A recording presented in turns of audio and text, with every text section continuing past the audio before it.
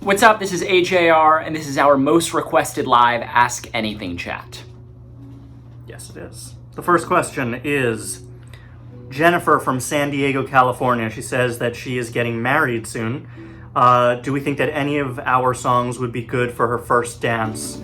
Feel free to make any suggestions. Wow. We've been asked if we could come and play Turning Out at people's weddings, and I feel like they haven't really listened to the lyrics because it's kind of the opposite of a love song of like Together Forever. I think that's like gonna curse your wedding, Yeah. curse your marriage. I don't know if we have any real love songs that I can think of. I think because I think we think that like that's been written about for 100 years, so we try to think a little bit deeper into what hasn't been written about. So I'm not sure we've ever really even delved into it, just a love song. No. Sally from York, Pennsylvania wants to know, will we be getting more music from you this year, or are you on hold until you can tour again? That's a good question. Our music is definitely tied to the touring, because we really try to think about our albums and tours as one big piece of art. And so the answer is we are going to put out music as soon as we're sure that we have a tour to go along with it. So hopefully that is later this year. If not, hopefully early next year. Sue from Rhode Island. Are you still the same AJR you were 5 years ago? What does that mean? Like, are we still the same people? No, probably not. I think we've all grown, and I think it's definitely 5 years ago was when Living Room came out, right? Almost exactly. Yeah. And I think we were, even through the music, you see that we were very different people. We definitely grew up and explored serious themes in our life through the music, and absolutely we're different. We're continuing to grow every day. I'm the same. Adam is the same, except his hair is different, and he has it. I asked him to take off the band, and he didn't take it off. There we go. Kim from Orlando says, when a tour is over, where do your clothes and shoes go? What? That is just so... We never got that question before. So random. unimportant. Where do we continue wearing them? Yeah, I'm not sure why would... So most artists have outfits that they only wear on stage. They're specific for on stage. Yeah, I guess the only thing that I buy special for tour is are white T-shirts. I buy about 50 of them. And they, a lot of them get thrown out, honestly, along the way. They get really sweaty, and then they get washed, and then they somehow come out of a 90-minute wash still sweaty. So there's no turning back. There's no. For those of you that came to the last tour, you know that we wore light suits on stage. Those, Ryan, you have all of them, right? A fan might have taken those home. Who knows? I don't think we know where anything is. And after every show, a fan is like, "Can I have a set list?" And then another fan is like, "Can I have a light suit?" Can I have the drum kit? And then we just see our crew handing out stuff from the stage. Stop, guys! Kelly from Seattle wants to know, what was the last thing you bought online?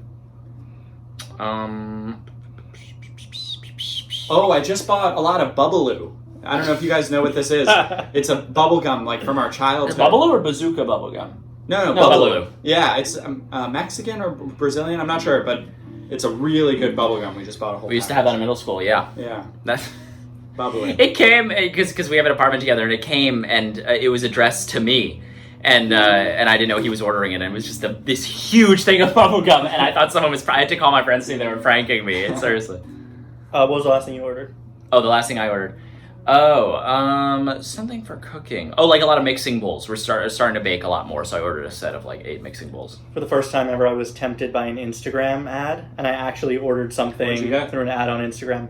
There are these potato chips that are made 100% out of salmon skin. It sounds disgusting, but it was really good. All food related. Are they Yeah, they're Oh, here. I saw those. Yeah. Just fish or something? Yeah, good fish. Yeah, good fish. Yeah. Should use that as a bait later. We've been fishing a lot, so that's not going to work. Jenny from Miami wants to know, what do you look forward to as you grow older? Wow. Balding. Oh. You well, there's no way that you look forward to balding. You're putting most of your days into your hair these days. 90% of my day is into hair. Yeah. What do we look forward to? Knowing everything. You know, all the questions of life being answered. Oh, yeah? I'm not sure if that will ever happen, but I'm looking forward to that. Yeah, I think in terms of the music, I'm really looking forward to, I don't know, just new chapters of our life happening, because we only really write albums when we have something to say. So I like growing older and having new experiences and putting them into song. Nicole from Philadelphia, favorite candy. There's no question mark or anything, or what is it? It's just literally the words favorite candy. For you, it's probably Bubbaloo. Bubbaloo. I really like gummy anything. Gummy bears, gummy worms, the really long, the sour. Any of those. We were just talking about it yesterday, but I like when you put gummy bears on ice cream and then they get really hard. Hard, yeah. Yeah, and they turn into sucking candies.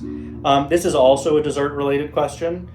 Jenny from Carbondale wants to know what's your favorite flavor of ice cream, and if you could, would you create your own custom flavor, and what would it be?